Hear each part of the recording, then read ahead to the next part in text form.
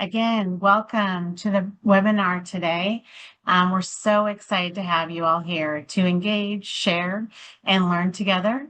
My name is Stephanie Myers, and I'm the administrator for the Early Education System Improvement Office for the Department of Education in the Early Education Division. And we are certainly ready to have a great webinar with you today. To begin, I would like to recognize that in California, the fourth Friday in September is Native American Day, and I would like to share and provide a land acknowledgement to honor Native Americans and to recognize that we stand on the lands of Indigenous nations whose children have faced incredible injustice and harm in our state and across our nation. Land acknowledgements are a way of honoring the original occupants of this land, and in thinking about California's history and the devastating effects of the missions, the gold rush, colonization, and the introduction of disease, it's important to recognize the land's first people. By learning the cultures and histories of Indigenous peoples, we honor those histories and counter the narrative of discovery and colonial power. A land acknowledgement is a public gesture of appreciation for the past and the present Indigenous stewards of the lands that we now occupy. It demonstrates a commitment to the process of working to dismantle the ongoing legacies of colonialism. I would like to pay my respects to elders past, present, and emerging, recognize and celebrate the diversity of Native people and their ongoing cultures and connections to the lands and waters of California. As we gather for this meeting physically and dispersed and virtually connected, let us take a moment to reflect on the meaning of place, and in doing so, recognize the various traditional lands on which we do our business today. In the Sacramento area where I am, this area was and still is the tribal land of the Nisenan people. Sacramento was a gathering place for many local tribes who have lived throughout the Central Valley and the foothills for generations, and were the original stewards of this land. We would like to acknowledge the Southern Maidu people to the north, the Valley and Plains Miwok, peoples to the south of the American River, and we would also like to honor the Patwin, the Wintun peoples to the west of the Sacramento River. I would also like to thank my friend and former colleague from CDE, Judy Delgado, and the Sacramento's Racial Equity Ad Hoc Committee for educating our team and their supporting crafting this land acknowledgement. Next slide, please.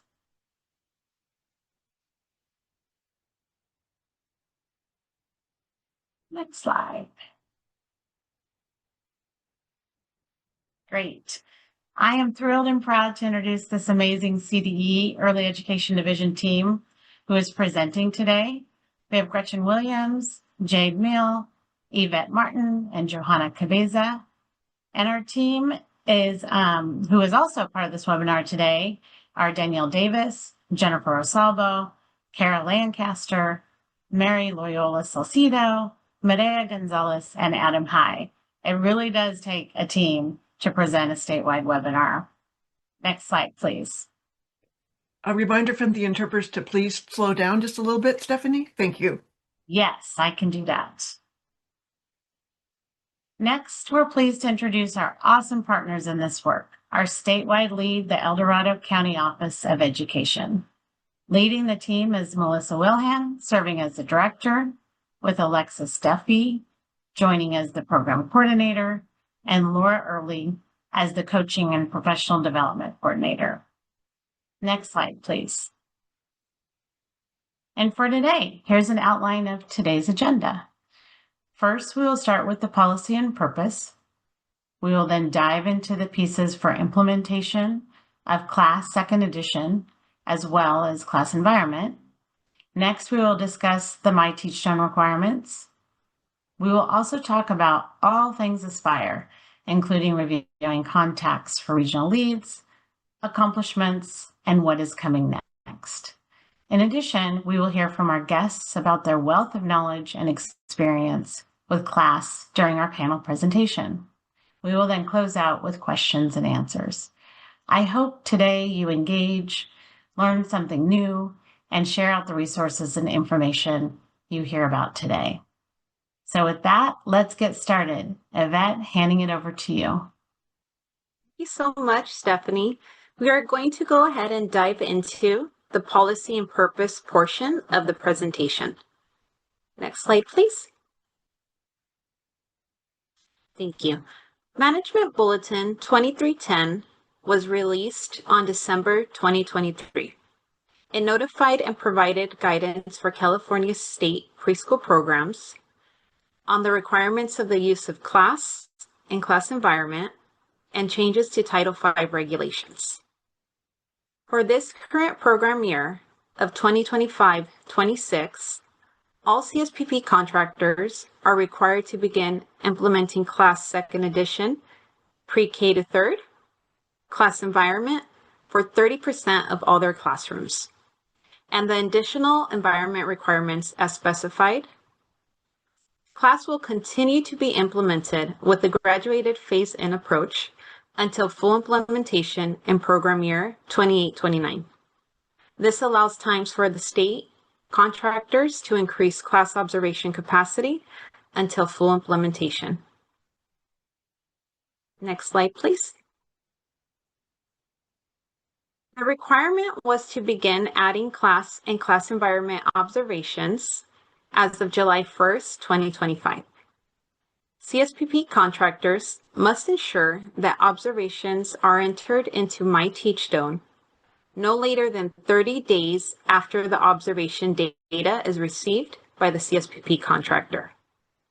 At this time, the class tools and data will not be used by the California Department of Education, CDE, to determine a finding during monitoring, but rather to identify where additional support is needed for continuous quality improvement in the CSPP programs. Thank you. Next slide. Class data should be used by CSPP programs to inform professional development, coaching, and other continuous quality improvement efforts. Contractors shall not use class scores to evaluate staff competency. If violation of state and federal law are observed during a Class Second Edition pre-K to third or class environment observation, the person observing shall continue to follow all applicable laws. If an observer witnesses any type of violation, they are still required to report it, anything around safety and licensing.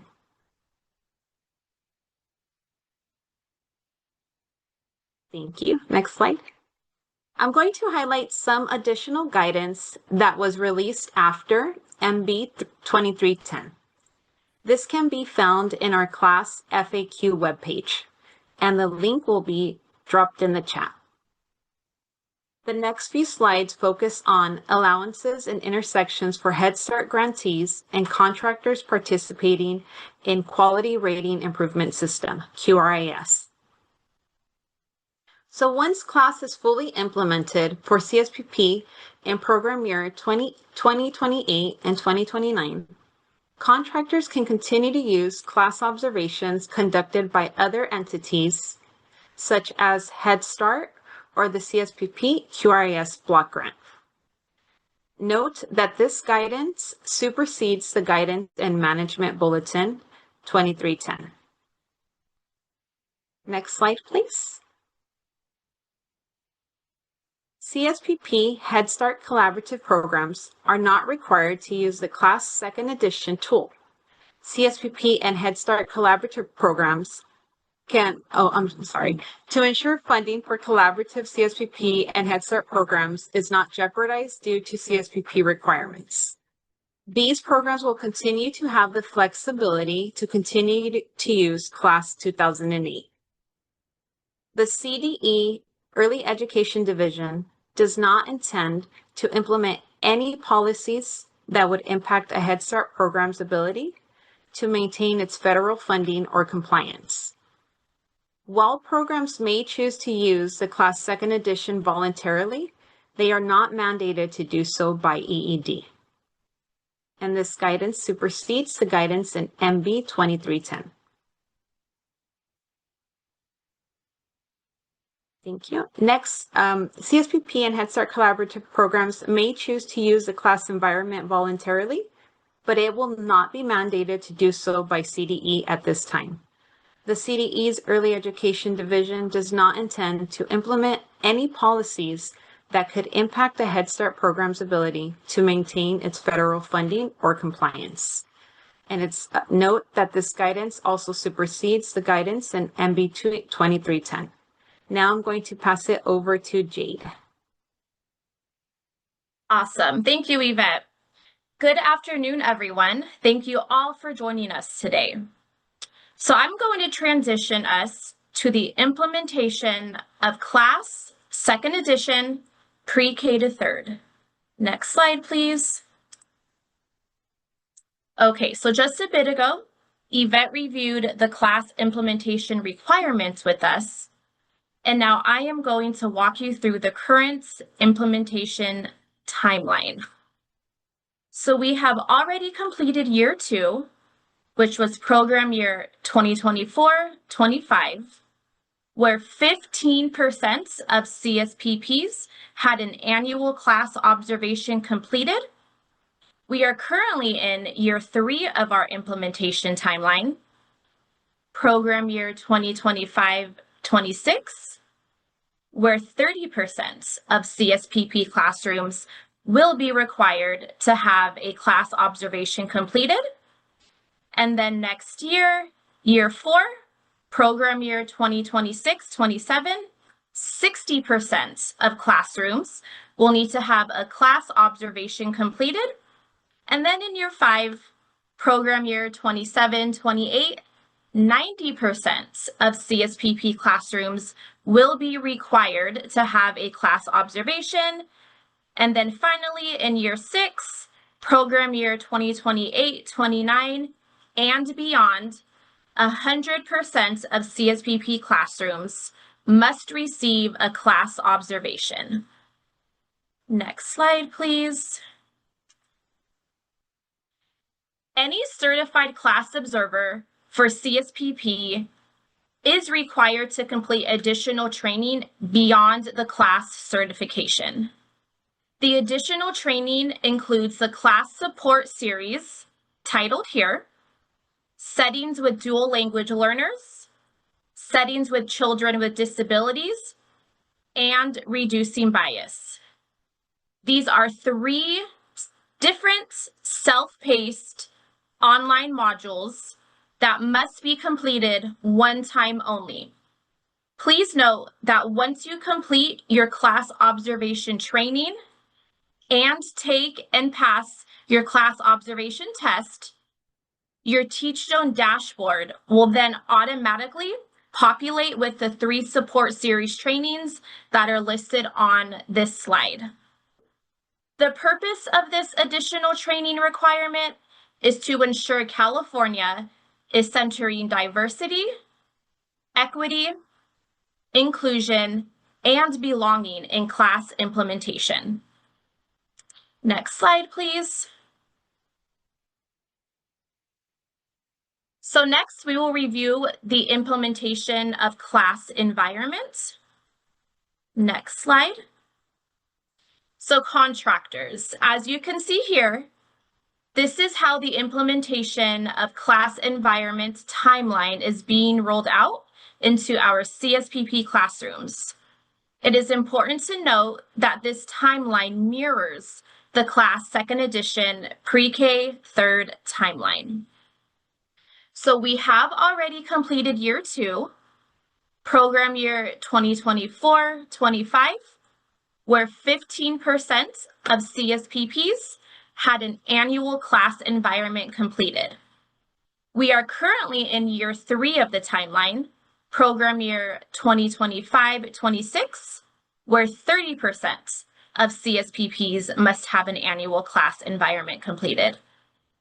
Next year, year 4, program year 2026-27, 60% of CSPP classrooms must have an annual class environment. Then in year 5, program year 2027-28, we move on to 90%. And then finally, in year 6, program year 2028-29, and beyond, 100% of CSPP classrooms will need to have a class environment observation completed. Next slide, please. So as a reminder, contractors with license-exempt CSPP classrooms must follow 5 CCR sections 17775-17781. The CDE previously monitored these regulations in connection with the ERS. However, with implementation of this MB, the CDE will be updating the CSPP program monitoring instrument and the PSC referenced in 5 CCR 17709 to capture these items differently. Please see the additional requirements outlined in Management Bulletin 23-10. Next slide, please. Class environment observers must have completed all of the following requirements. So first, class certification. This is done by completing the class observation training and taking and passing the class observation test. And then the class support series, which we reviewed previously. But as an additional reminder, the title to those training modules are Settings with Dual Language Learners, Settings with Children with Disabilities, and Reducing Bias. Next slide, please. And then complete the class environment training, which is a 2-part training that is completed one time only. The titles to these trainings are Class Environment Foundations and Class Environment within a class observation. So once you take and pass your class observation test, please reach out to your regional lead for a product key code to access the class environment training. Once you obtain the product key code, you will enter it into your Teachstone dashboard, where you will gain access to the class environment training. And just as a reminder, there are 2 parts to the class environment. The purpose of this additional training requirement is to ensure California is centering diversity, equity, inclusion, and belonging in class environment implementation. So now Gretchen will present the next section.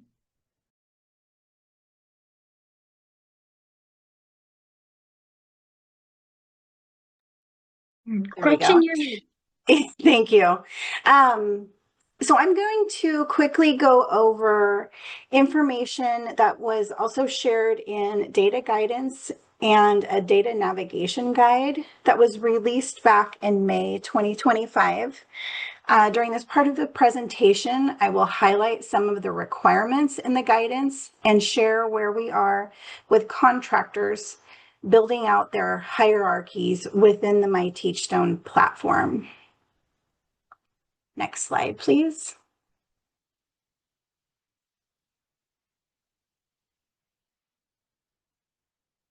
The requirement was to have classrooms added to our CSPP hierarchy by July 1st, 2025.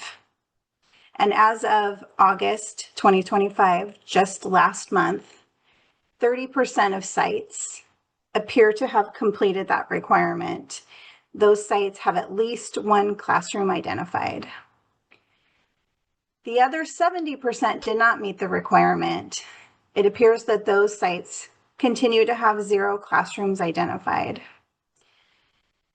So if CSPP administrators have completed this task, we're set. But if not, we will quickly review what has been set up for them so far and what the next steps should be. Next slide, please.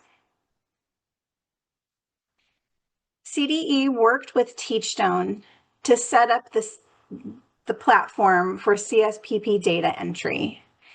And that includes pre-population of a state hierarchy of CSPP agencies and sites. So that included 646 contractors and nearly 3,500 sites. As an example, you'll see on the screen how a CSPP agency may be operating multiple sites within their CSPP contracts. The data you see on the screen in the red box was entered into the MyTeachstone platform to give CSPP agencies a jump start in getting their program hierarchies set up. Next slide, please. CDE asked all CSPP executive directors or program managers to complete agency hierarchies by confirming all sites and adding CSPP classrooms. This step is essential for class implementation because without classrooms or sessions identified in the platform, there is no place to save class observation data. The image on the slide demonstrates how one agency, identified in blue, may have multiple sites, identified there in green. Those were entered into MyTeachstone by CDE. But to complete the hierarchy, individual classrooms needed to be added to the sites. And those are depicted in purple within the red box. As stated earlier, only 30% of CSPPs have successfully set up classrooms for their agencies. As we have begun to start the school year and programs are coordinating class observations, it's critical to get those hierarchies established. Next slide, please.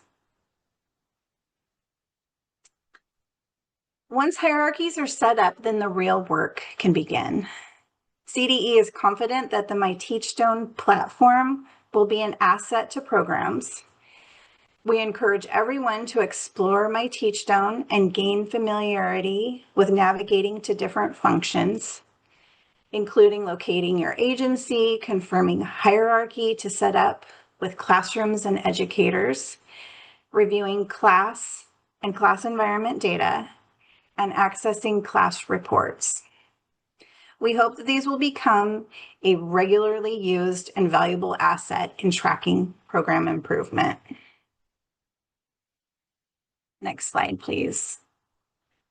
Finally, I have a few resources that I will be dropping into the chat in just a moment, but there is a link to the data guidance, which provides an overview of CSPP data requirements, the MyTeachstone user navigation resource, which offers detailed guidance on how to navigate MyTeachstone and perform various functions.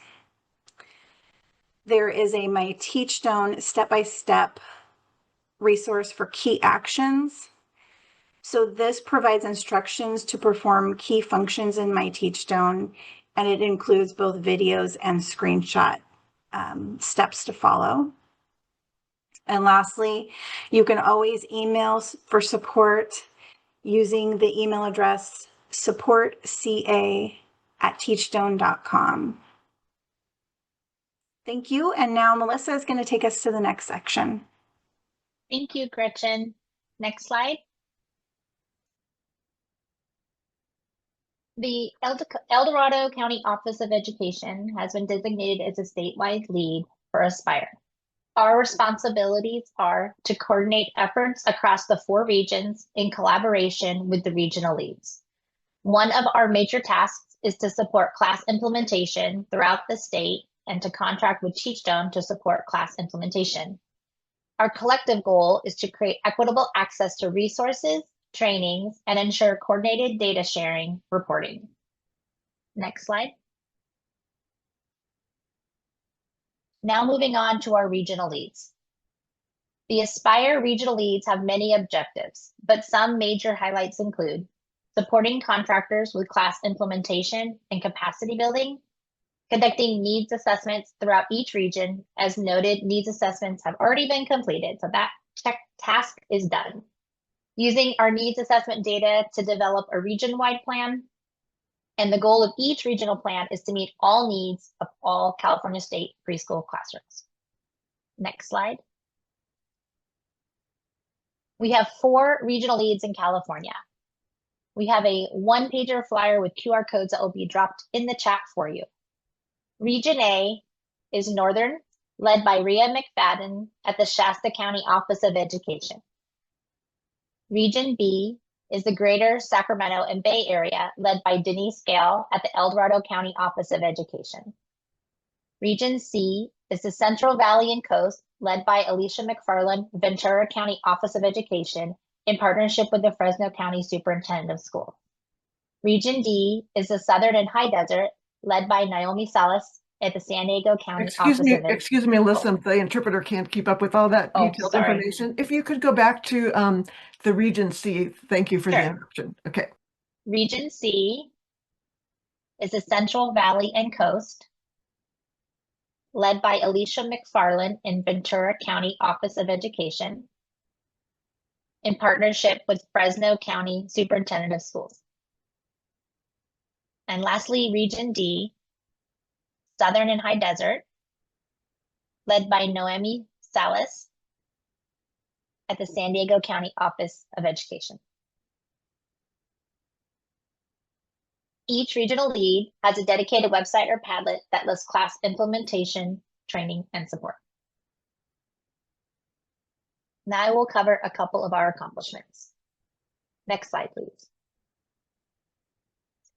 Over the past year, the state team at EDCO, in partnership with the Aspire CDE team, has accomplished a lot of things. So just to name a few, early on in the 24-25 year, we conducted a needs assessment of all CSPP contractors. This information then culminated into regional coordination and implementation plans. As a state lead, we took a look at that data and then created our own statewide coordination and implementation plan that is used to measure progress for class capacity building. The state lead also partnered with the CDE team and the CSPP block grant team to gather information to inform year 2 of class implementation. This will help us ensure that we are not duplicating services and using fiscal resources to the best of our ability. Next slide. Our statewide team has partnered with Teachstone to host 2 professional development webinars. One was in January 2025 and one was in March 2025. Both aim to help CSPP contractors with class implementation. The recording of those webinars are available on our Aspire website, which will be dropped in the chat. We also launched our trainer and observer communities of practice this past year. In fall, our observer community of practice focused on how to transition from 2008 to second edition. And in spring, our supporting inclusive practices presented on observing in inclusive settings. Our trainer communities of practice focused on trainer competencies and modeling class dimensions and trainings. The statewide lead and CDE team presented about Aspire to many early learning partners, including the California Director Mentor Program, Quality Counts California Higher Education COP, the local Planning Council Coordinators Association, as well as many conferences. Next slide. This year, through our survey data, we learned a lot. We offered 72 professional development opportunities with over 4,000 attendees. We had 488 contractors confirm that they have certified observers with the language proficiency needed to complete observation. This is important because it ensures reliable and equitable observations. 101 of our contractors employ an in-house class second edition pre-K third certified measurement trainer. This will enable us to strengthen our local training capacity.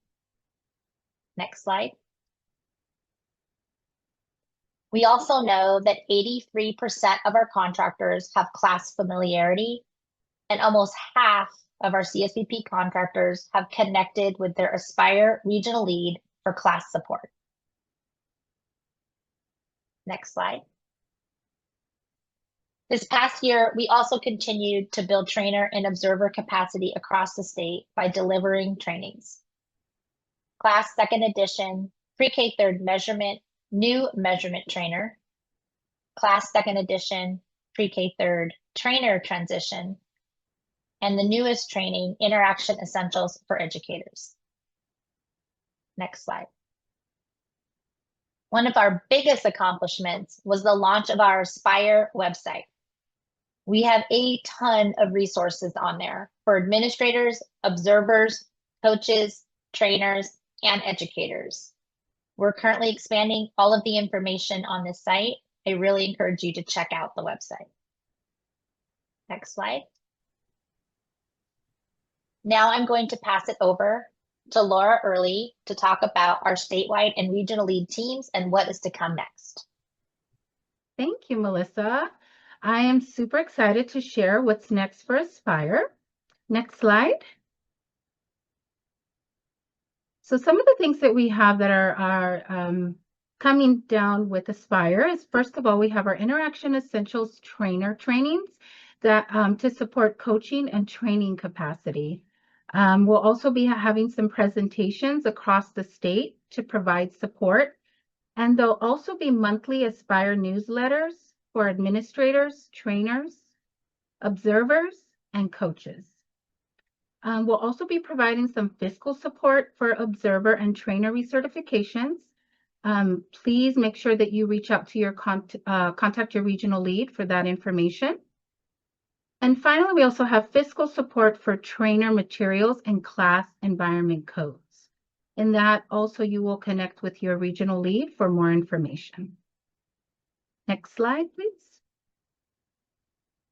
We're really excited to launch our 2025-26 communities of practice. We have several communities of practice taking place. They are going to take place quarterly. We have our trainers community of practice that's focusing on training strategies. Our next session is on December 4th, and it takes place from 1 p.m. to 2:30, and here's the link to register. We also have a community of practice for coaches that's going to focus on coaching strategies, and that's going to begin October 8th from 11 to 12:30 p.m. And I know Jade has dropped the link in the chat. Next, we have our Interaction Essential Trainers. And I'll be reaching out to those who complete their IEE training after you pass your knowledge test so that you can get a link that will also provide you that opportunity to take part in our communities of practice. And then we also have some support from regional leads, some class training and office hours for our CSPP contractors and block grant leads. Next slide, please. We'll also be facilitating some observer office hours, and our first one will take place this month on September 29, 2025. And these are offered for observers who are certifying or renewing, new observers who need support, class environment support, and those who are that need that support for observing in inclusive classrooms. Please use the link that is shared in the chat so that you can register for our office hours, observer office hours. Next slide. So Aspire will continue to partner with CDE and CSPP QRIS block grant on office hours and class capacity building. And also Aspire will continue to partner with Inclusive Early Education Expansion Program and supporting innovative practices to support children with disabilities. Watch for more details to come soon. Now I will pass it to Johanna. Hi, thank you, Laura. I have the honor to introduce you to our guest for today. Next slide, please. Let's begin with our Newport Mesa Unified School District. Kathy Leary. With over 20 years in education, Kathleen Leary has held leadership roles in supporting children, families, and educators.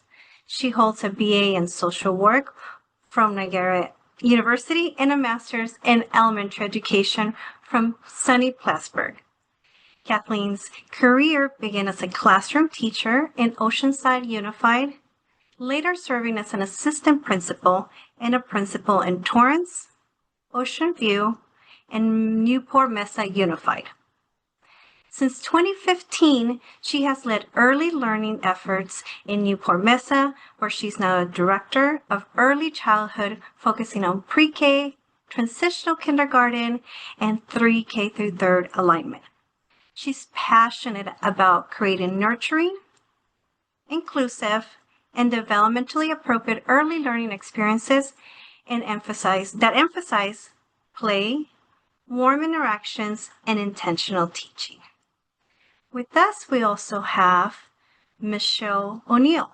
Michelle O'Neill has proudly served Newport Mesa Unified School District for 24 years in roles including special education teacher, autism specialist, and currently as an early learning coordinator. She's passionate about supporting both special education and general education preschool teachers, with a strong commitment to helping preschool-age children thrive. Michelle is especially dedicated to advancing the use of class to strengthen teacher-child interactions and promote high-quality learning environments. At the heart of her work is a deep commitment to the success of students, families, and educators. And also part of the team is Naomi Perez. Naomi has over 20 years of experience in the early childhood education field. For the past decade, she has served as a school readiness facilitator with Newport Mesa Unified School District, supporting children, families, and educators in building strong foundations for lifelong learning. Prior to this role, she spent 10 years as an assistant director and lead teacher at a nonprofit private school program, where she gained extensive experience in program leadership and classroom practice. She holds a BA in child development and family studies and an MA in early childhood education. In addition, she's certified as a Class 2nd Edition Observer and Class Interaction Essentials Trainer. With her deep knowledge and passion for early learning, she's dedicated to creating nurturing, high-quality environments where children, families, and educators can thrive. Now let's go to our next slide.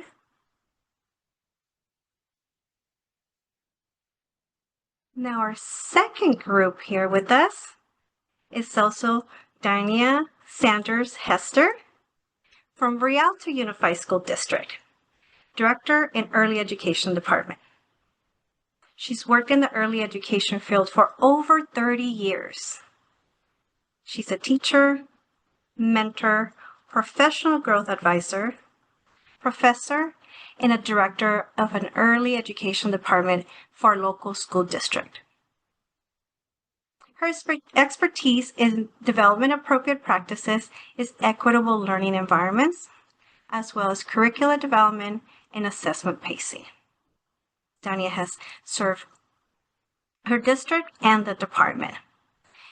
She has a bachelor's degree in liberal studies with an emphasis on humanities, a master's degree in education with an emphasis in early childhood learning, an education specialty doctorate in education administration, an ABD and her PhD in leadership and educational administration. And last but not least, Tamara Wagner. She brings over 20 years of experience to the field of early childhood education. Her career has spanned roles such as teacher, site supervisor, program coordinator, and director, adjunct professor, and assistant professor, giving her a deep understanding of both private and state-funded preschool programs. In addition to her leadership roles, as a co-host of the podcast, Talk Early to Me, she engages parents and educators in meaningful conversations about early childhood development. She's a speaker and she's presented at numerous conferences on a wide range of education topics.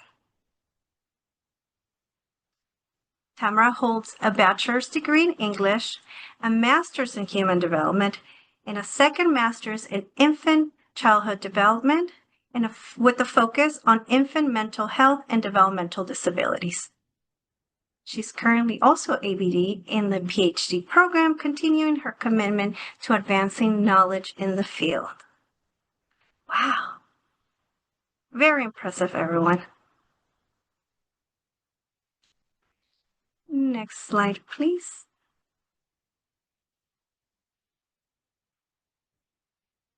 So here we have our questions for today. I'm going to get started with the very first question.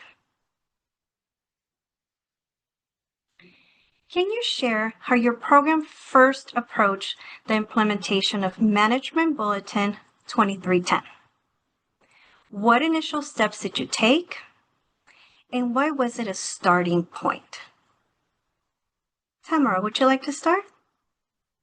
Yeah, so we had heard rumblings about the class being implemented across CSPP. So we started early. Dania and I started with talking about getting training. I had some training from a previous work with Head Start, and so I was already an observer. So Dania started getting her training. We decided to go ahead and go all the way and become trainer of trainers. And we talked with our administrator. We were going to go all in. We were going to go for 100% of all of our 23 classes from the beginning of implementation, and we made a plan. We talked about how we were going to do that with the two of us and maybe three of us. And from there, we discussed getting all of our teachers as much information as possible from the beginning and training them, because our teachers had some of a lot of our classes had from Quality Start.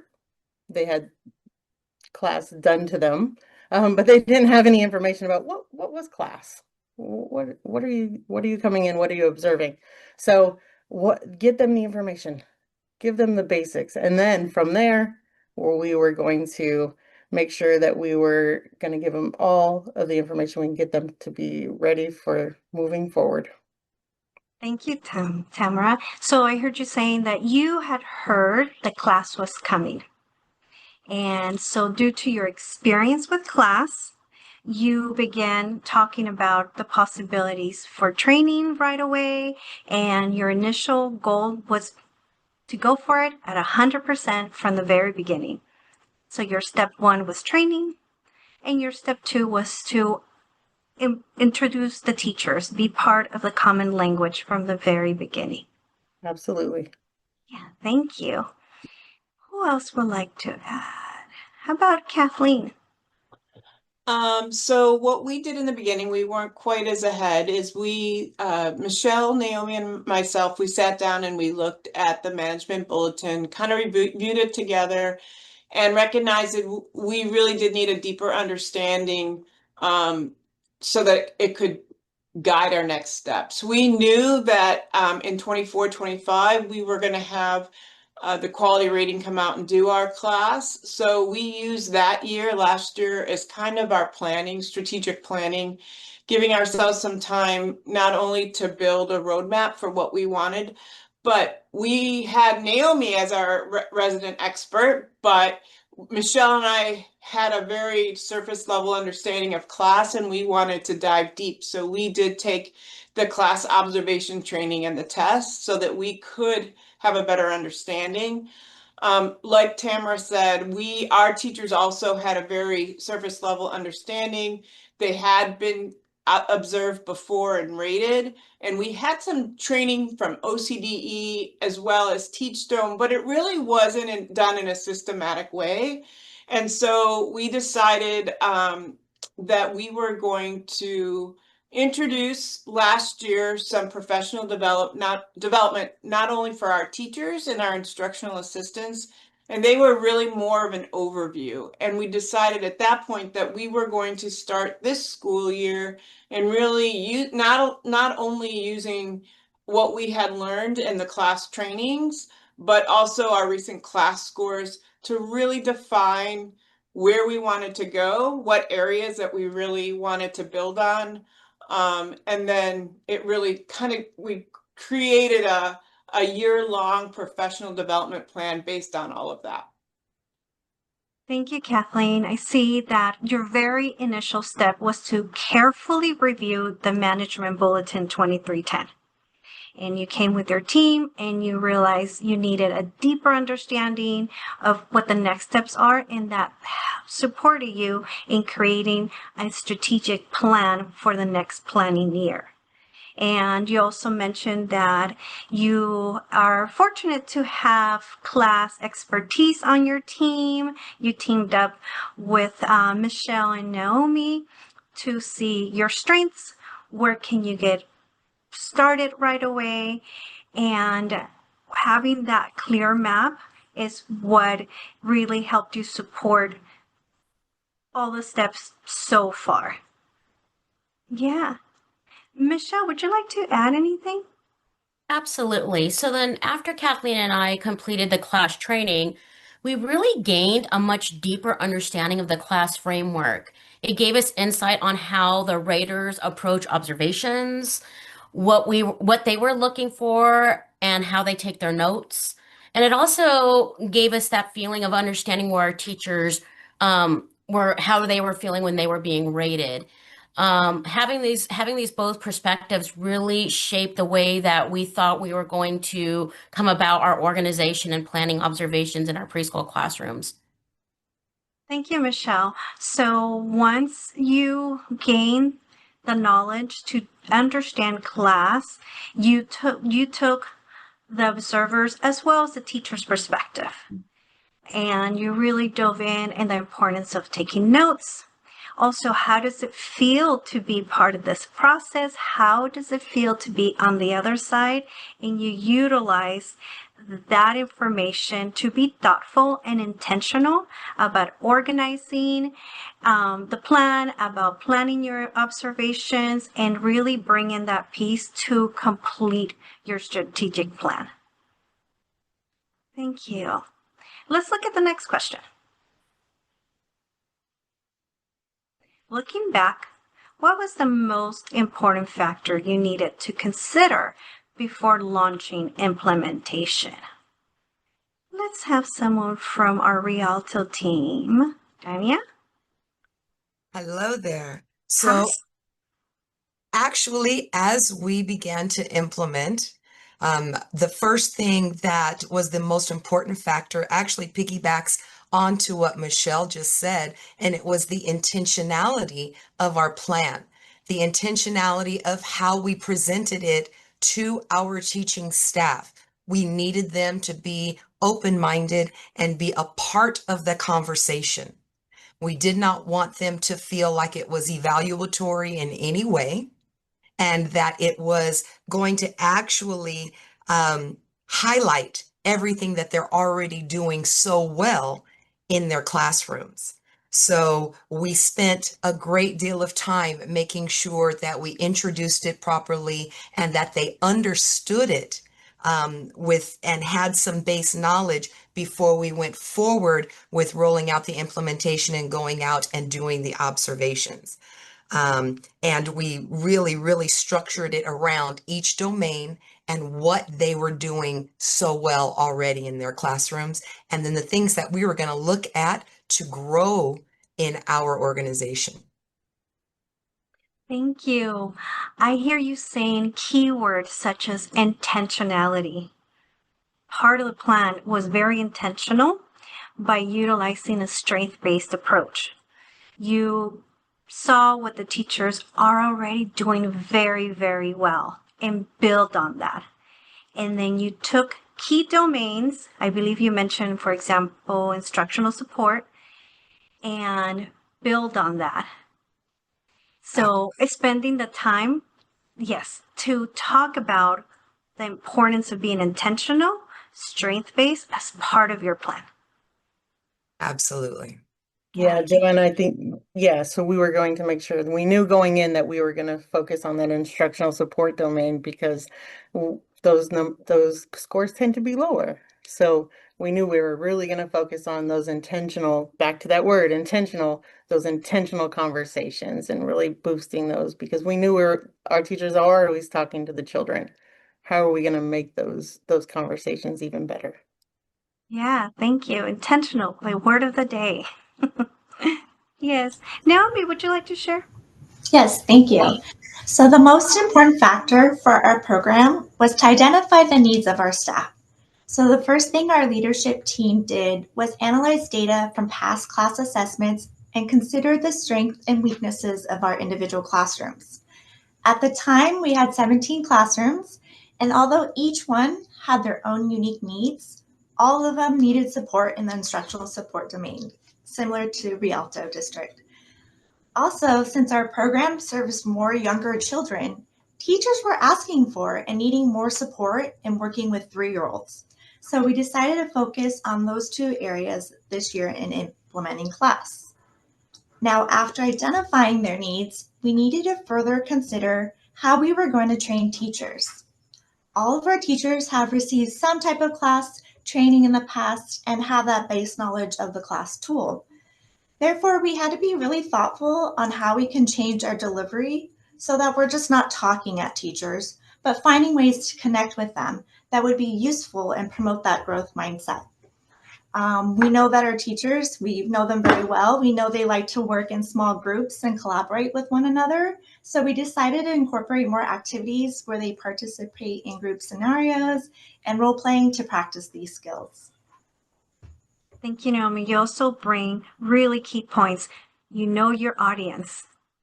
Get to know your teachers. And that way you're identifying the needs of the staff. You're looking at the data that includes strengths, weaknesses, and you know your audience. That's a really important point to bring up. Thank you.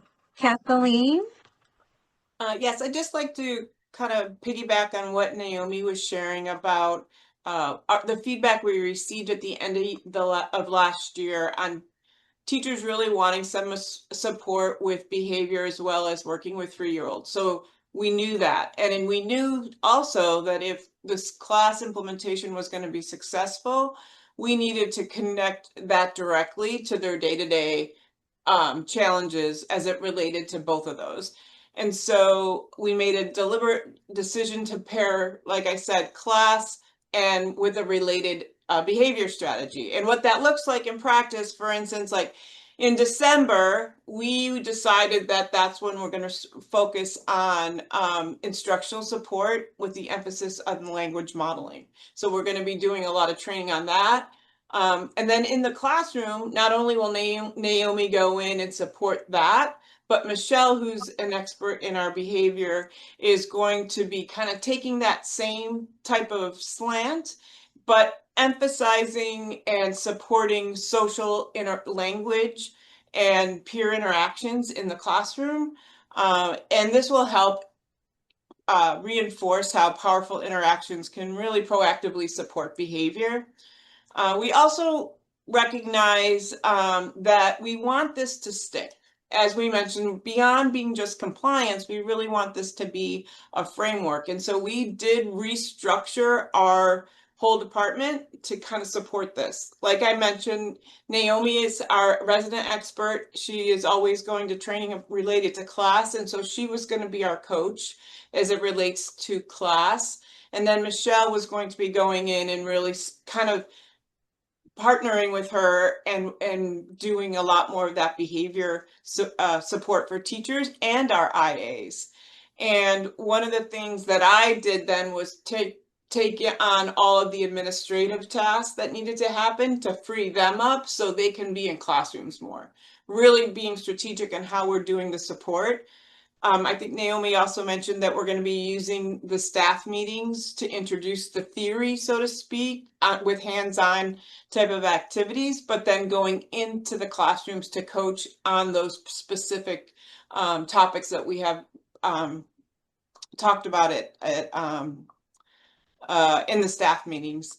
And, you know, we keep hearing the word intentional, but that was one of our biggest lessons, is that without that clear structure and intentional connections to that everyday learning, class could really remain theoretical. And we really want to make it to be part of their everyday thoughts and how that they're teaching.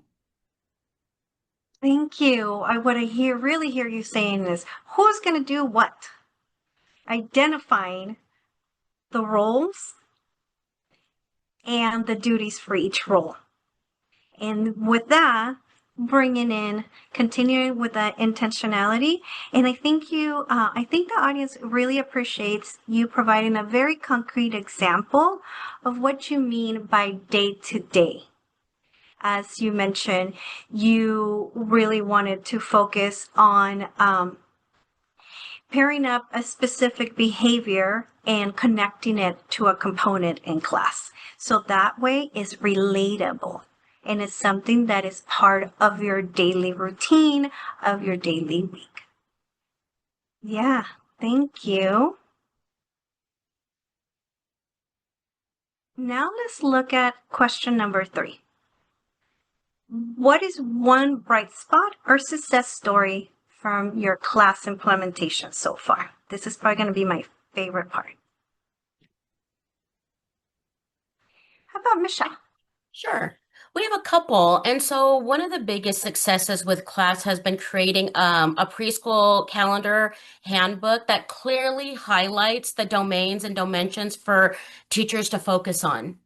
The other thing is that we've strengthened our student study team, our SST process, to ensure preschool teachers feel truly supported when working with children receiving either Tier 1, Tier 2, Tier 3 interventions, as well as supporting the children with IEPs. To make this possible, we introduced a coaching component in which our early childhood coordinator, myself, and the special education TOSA provides hands-on collaborative support in our classrooms. This approach empowers teachers and adds confidence while ensuring children receive additional individualized attention to make them thrive. And then that last piece, which I think is really important, is merging our two departments, merging general education preschool and special education preschool. We've been able to collaborate more effectively and truly support the needs of all children in our classrooms. So I think those are some of those big takeaways that we've felt we've had success in. Thank you. I love all the clapping hands are coming through. The emojis, yes. So I heard you stating creating a handbook, a roadmap that we can grab and see what does this mean. That's very helpful for some audiences. Also utilizing something that you already have in place, as you mentioned, SST, I believe, is student study team. Yes. Something that you already have in place. And bringing that collaborative support, that connection, and also bringing everyone to the table, connecting to departments so we are all speaking the same language. How about from our Rialto team? Well, as a director, one of the bright spots that came about with class was that as we offered professional development in learning about class, our PD sessions were jam-packed full. People wanted more important information regarding class, what it was going to look like, how they could already improve before we even got to them. Even some of our seasoned teachers were clamoring for new information, which is a wonderful, wonderful thing. We set up our own feedback loops with our teachers as we talked about the design of what we were going to do, and we helped them extend their conversations as they were going forward, and they were excited for feedback. I mean, this is the one time when they were actually excited to hear how well they did, and we were excited to give it to them. When we saw how full our PDs were getting, we knew that there had to be a hook that we were going to get them, and how were we going to get the information in, and how they were going to learn it best. And because we know our audience so well, and our teachers love competition and they love a good game night, so we created 3 different games that Tamara's going to tell you about. Yeah, so not only were we working on our PDs, we were also getting ready to go and present at Teachstone. So we had put into to present at Interact, and we said, you know what, we were going to present on how we were implementing at 100%. So we also said, you know what, we need something else, and we need our teachers to know how to really use class, improve their scores, and like Dania said, they are competitive, and they also like hands-on learning. So we created 3 games. The first game was for emotional support. It was called the Feelings Forest, and they got to act out scenarios for positive. Why did I lose my words? Somebody help. Positive climate. Positive climate. Negative Yeah. climate. There we go. Positive climate, negative climate. So they were acting out scenarios. That one was just fun. We put them on the spot. We made them very uncomfortable. Disequilibrium. You learn best with disequilibrium, right? Then for the classroom organization domain, we created the preschool day. So you get to act out the preschool day from the beginning to the end with your transitions. There's transition questions. We ask you all kinds of questions to get from the beginning of your day to the end of the day. You act out scenarios from what happens if you're in a scenario where a child is at lunchtime and they want to run around the classroom. What are you going to do? And you share ideas with other teachers. That's the whole point. We're sharing ideas. We're giving each other ideas. There's no winners, there's no losers, but you're sharing ideas. That's what we're doing. But the main game that we created for this is top of the class. That was for instructional support. How are we learning about concept development? How are we learning about language development? That's where we were. And we were able to create a game like Trivial Pursuit, where teachers were sitting down and talking about how are they going to get better feedback loops? How are they going to ask more why and how questions in concept development? And when they would ask each other, they would say, if you were in the dramatic play center and you had to ask 5 why questions, or it wasn't that many, just kidding. We wouldn't ask you to come up with 5 why questions, 2 why questions about why were you making pizza at this time? But we also don't want to always ask questions. We just want to be able to just engage and play too, but thinking about things differently. That's where we want to get you. Think about it differently. So that was success. We created these games to engage our teachers to think differently, to not have boring conversations of what is the weather like outside. No, really start to engage the children, get to know them, have deeper, meaningful, get to deeper levels of thinking, because they can, and they'll blow you away, conversations. So the deeper meaning of class and observations and thoughts. So that's one of our successes. Thank you. I love how passionate you explain your games, how excited you are about sharing about those games. We heard excitement throughout both of your description of what went well, what was successful. You mentioning that your trainings were jam-packed, that's exciting to begin with. And taking it from excitement to engagement to creativity, and basically reminding us all that it's important to play. It doesn't matter what age you are. So bringing these games to their day-to-day life that is relatable.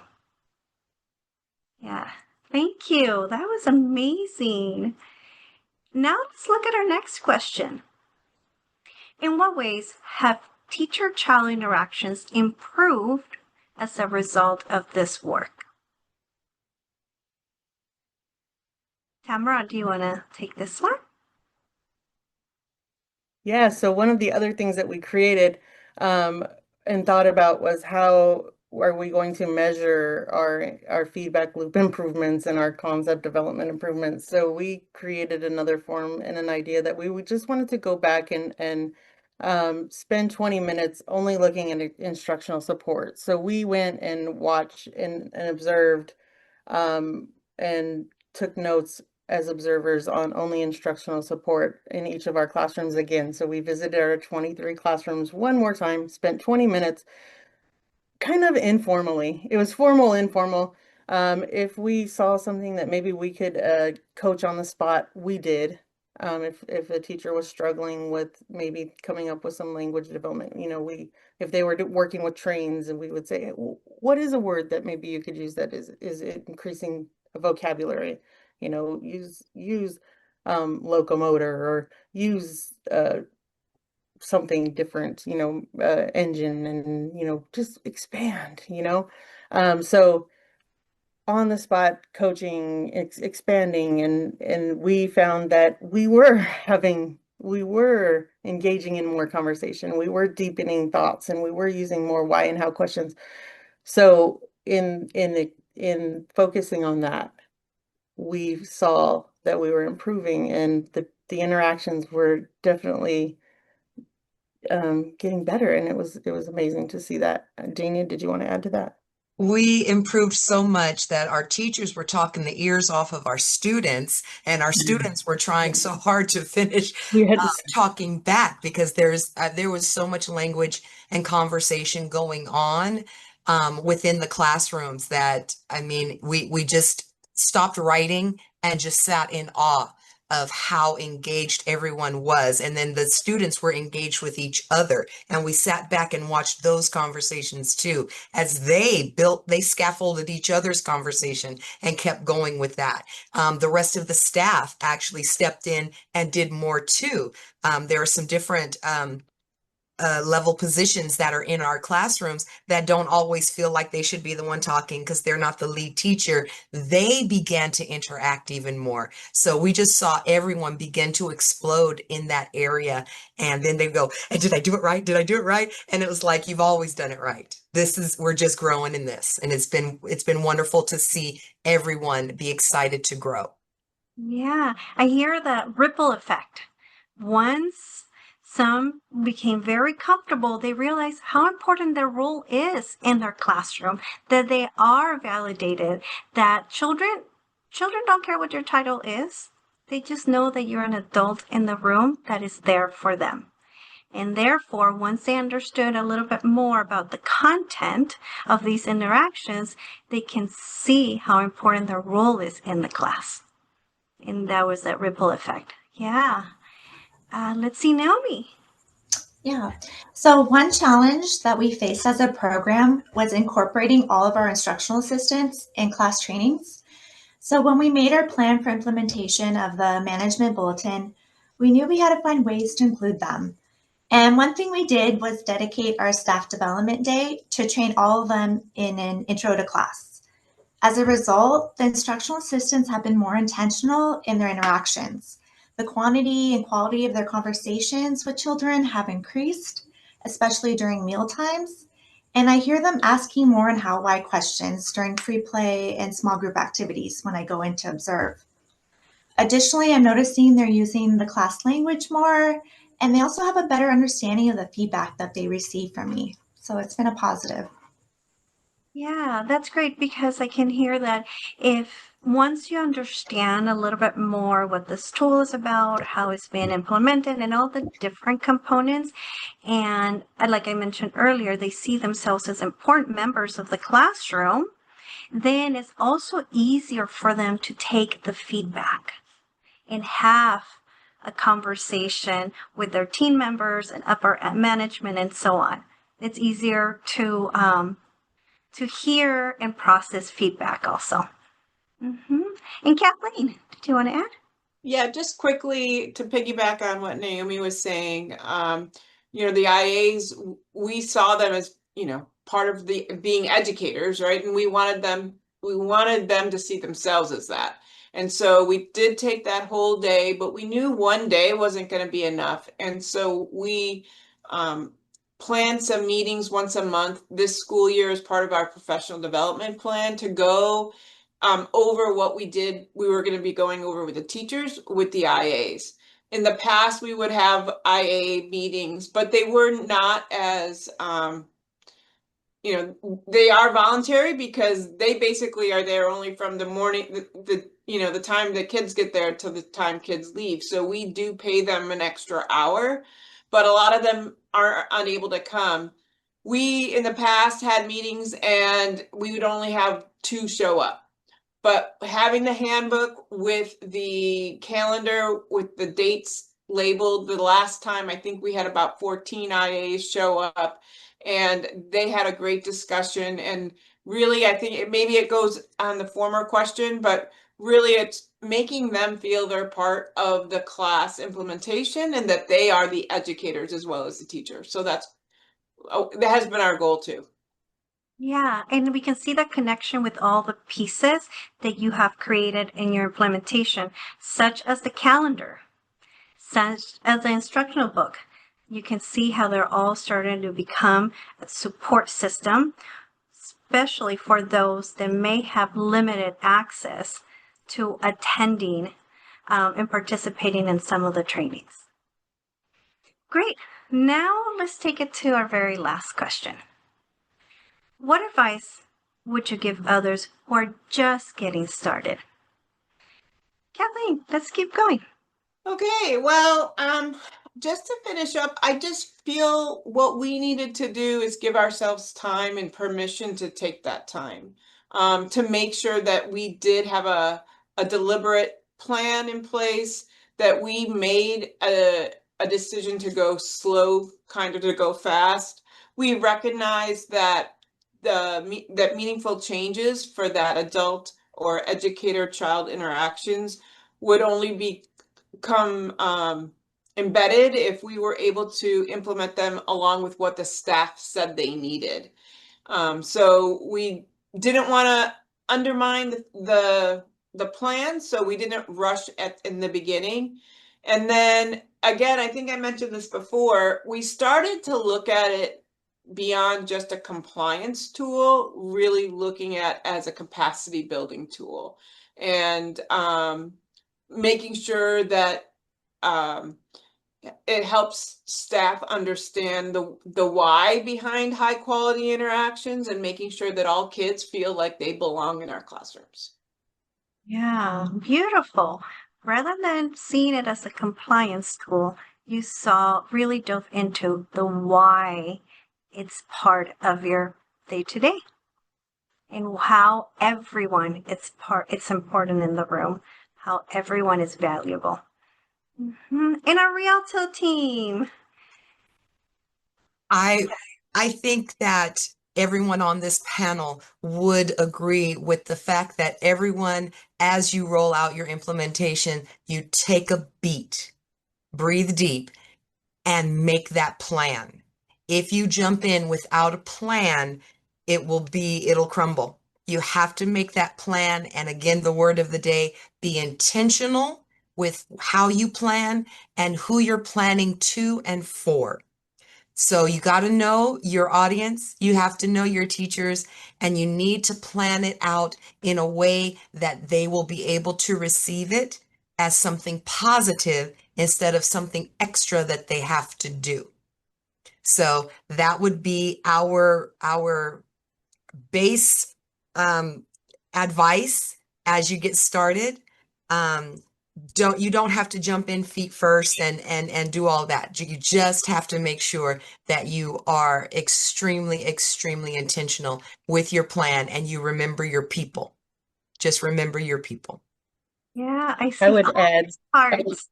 I would add, Dania, and use the Aspire grants and those that what's available to you, like, and people use ask questions.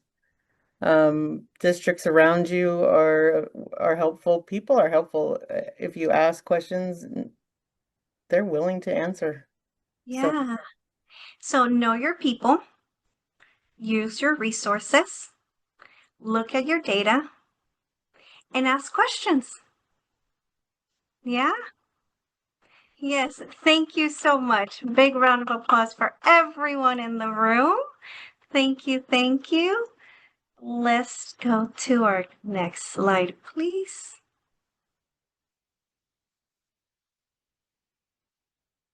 So here we have a QR code. So you're welcome to bring out your phone and utilize that. And I believe we're also going to add the link in the chat for class support. That was one of our keywords for today. Use your resources. I'll leave it there for another 10 seconds. May we have the link in the chat, please?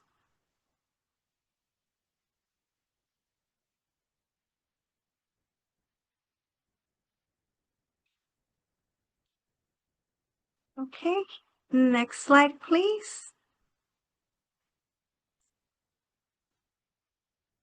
All right, there's also been a Google Doc that was created so you can fill out and be added to our listserv.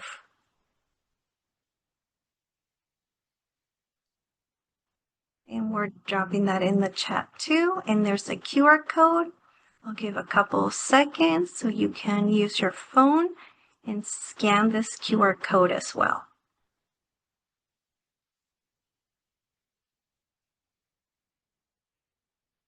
All right, and let's go to our next slide. All right, we have come to the end of our webinar. We really appreciate you being here with us today on a Monday afternoon. Thank you so much. And panelists, please feel free to drop your contact info in the chat.